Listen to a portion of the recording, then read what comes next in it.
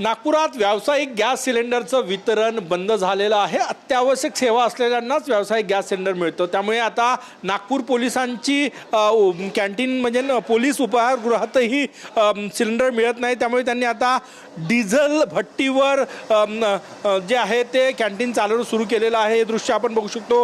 ही diesel भट्टी आहे जी डिझेलवर चालत असते आणि 90 रुपये प्रति लिटरचं डिझेल या भट्टीमध्ये टाकून ही कॅन्टीन जी आहे ती चालवली जात आहे। व्यावसायिक गॅस सिलेंडर मिळत नाही, त्यामुळे रोज 1300-1400 रुपयाचं डिझेल यामध्ये टाकावं लागतं आणि त्या डिझेलवर नाश्ता आणि संपूर्ण कॅन्टीन चालवावं लागते। या कॅन्टीनचे मालक आपल्यासोबत आहे। काय झालं, काय सांगणार, काय?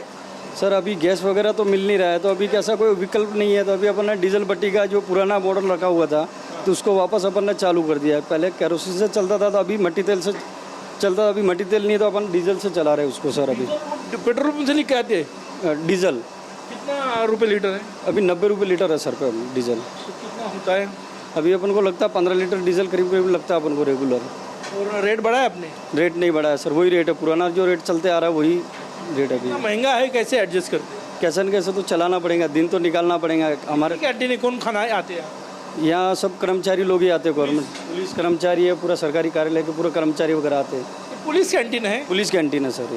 पोलीस कॅन्टीनमध्ये हे बघा, ही डिझेलवर चालणारी भट्टी आहे। पूर्वी रॉकेलवर चालायची, परंतु रॉकेल मिळत नाही, त्याच्यामुळे आता ही डिझेल टाकून 90 रुपये प्रति लिटरचं डिझेल टाकून ही भट्टी चालवली जात आहे आणि यावर तयार होतोय नागपुरातील पोलीस कॅन्टीनचा ब्रेकफास्ट। शेकडो लोक रोज या ठिकाणी नाश्ता करायला येतात, परंतु या कॅन्टीनमध्येही व्यावसायिक गॅस सिलेंडर सध्या मिळत नाही। त्यामुळे आता डिझेल भट्टी लावण्यात आलेली आहे। कॅमेरामॅन सचिन सयामसह गजानन उमाटे, TV9 मराठी, नागपूर।